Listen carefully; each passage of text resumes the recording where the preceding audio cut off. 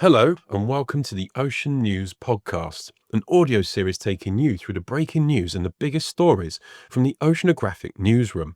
I'm Rob Hutchins, news editor here at Oceanographic Magazine, and in this episode, I'll be leading us on a deeper dive into the deep sea to focus on just one story from today's leading headlines. While the ocean space will be filled with chatter this week with stories of pioneering coral restoration efforts in Hawaii and the discovery of new species of stingray in the waters off Thailand, the biggest question on everyone's lips today will be over the future of the deep seabed and its protection from deep sea mining.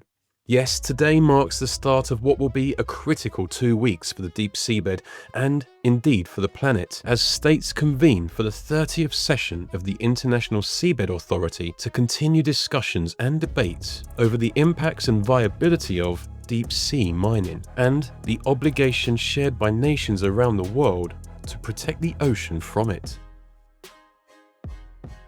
For the first time in a long time, environmental campaign groups are entering talks this week with a renewed sense of hope that under a change in leadership now overseeing these talks, and with deep sea mining companies facing increased headwinds themselves, discussions this month may finally put the International Seabed Authority's focus back on deep sea protection, rather than, as it has been accused of before, bowing to pressures from the deep sea mining industry. It's hoped that under the watch of its new Secretary General, Leticia Carvalho, an ocean scientist and international civil servant for the United Nations Environment Programme, discussion may once again be swayed by science and sense over industrial greed. But there is, of course, a lot to unpack here. The topic of deep sea mining is one filled with controversy. So let's dive into what we know, and to do that, let's start with the seabed itself.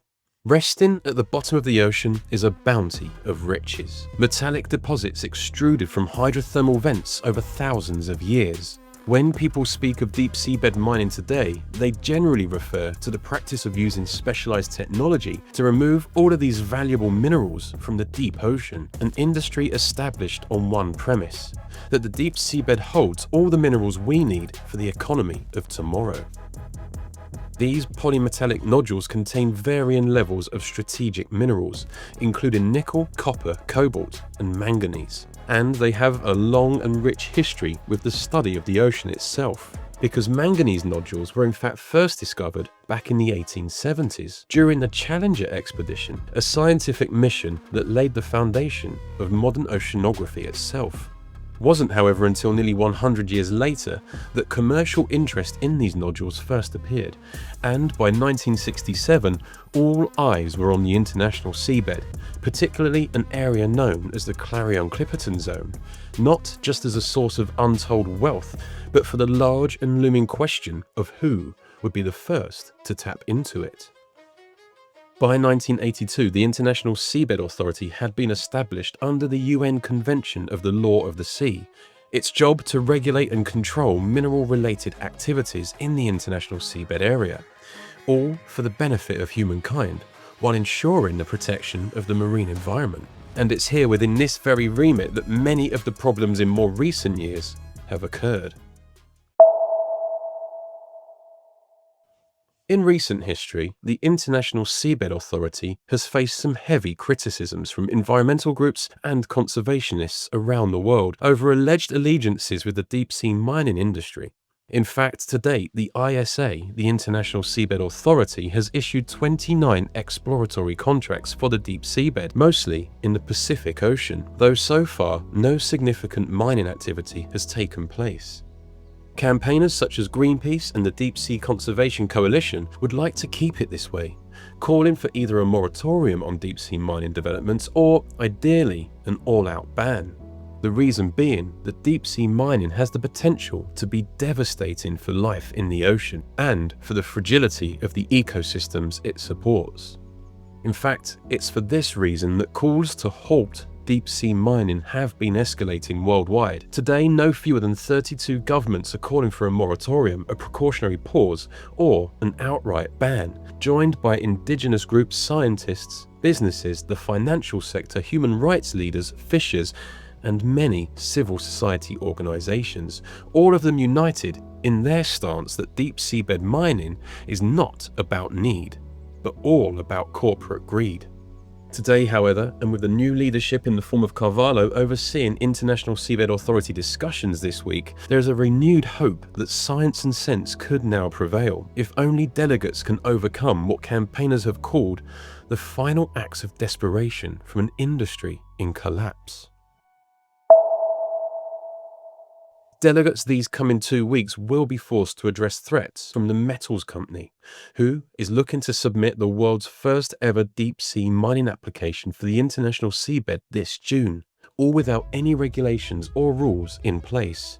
The metals company will be using this council to secure regulatory certainty, calling on governments to deliver a pathway to green light the start of deep sea mining.